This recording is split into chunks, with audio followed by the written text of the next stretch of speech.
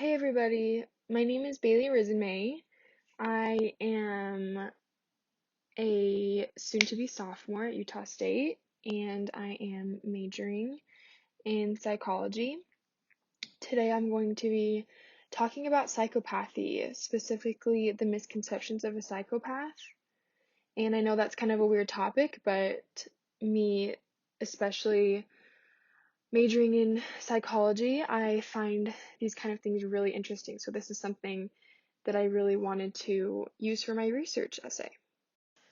So, my senior year of high school, I was in a psychology class, and at the time, we were learning a lot about the difference between psychopaths and sociopaths. And a lot of people don't think that there is a difference, but there is actually a very big difference.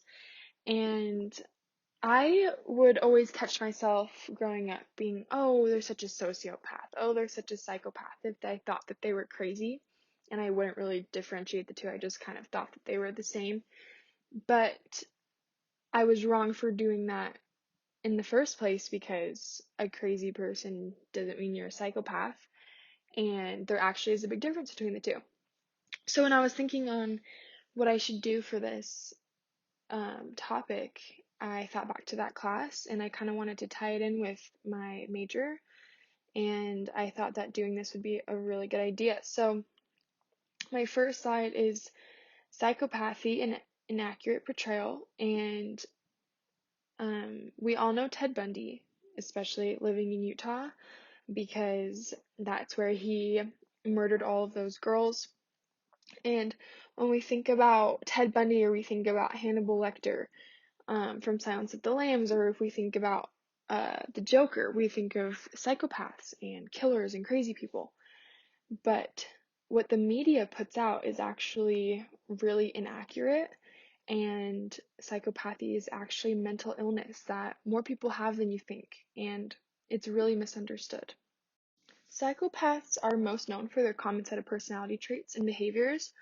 These are personality traits that tend to be featured in those movies and real life stories featuring serial killers and other monsters which tend to prey on society.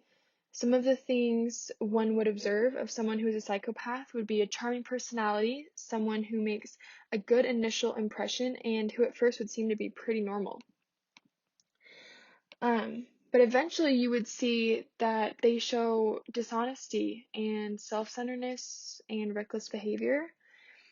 Another thing about psychopaths is that we tend to tie them to violence a lot, and that when we think of a psychopath, we think of a murderer. Um, but in reality, most psychopaths are actually not violent. So, and most violent people are not psychopaths, which is something interesting. So, psychopaths are psychotic, obviously, but when we think of psychotic illnesses, we think of people not being able to make very smart decisions. And an example of a mental illness is schizophrenia, which is where people lose touch with reality. And on the other hand, psychopaths are actually very rational. They know what they're doing is completely wrong, but they do not care at all. Like most psychopaths, when we think of in the media, like Ted Bundy, for example, we think he's very intelligent for how he got away with all of this stuff from the police and how his girlfriend never found out, which is crazy.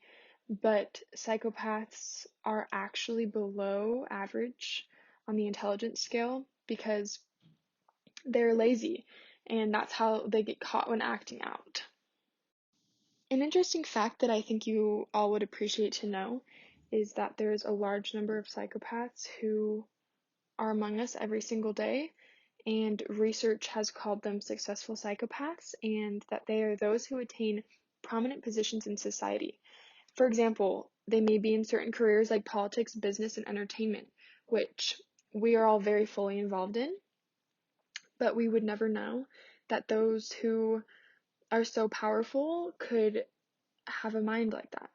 So one difference between psychopaths and sociopaths is that unlike sociopaths, psychopaths actually experience emotion, which is another misconception because people think that because they can do all of these crazy things that they have to be emotionless, which isn't true. They experience sadness, anger, and a wide range of other emotions. With the increased attention and treatment for patients suffering from mental illness, this has led to a tremendous help and support to so many. My family and I have personally benefited from this increased care and attention. Like the more commonly diagnosed and treated mental illness, like depression and anxiety, I believe all mental illness warrants attention and care, including the less understood and treated psychopathy. Although the incidence of psychopathy is far less than other mental illness, the effects of misunderstanding and mistreatment can be devastating.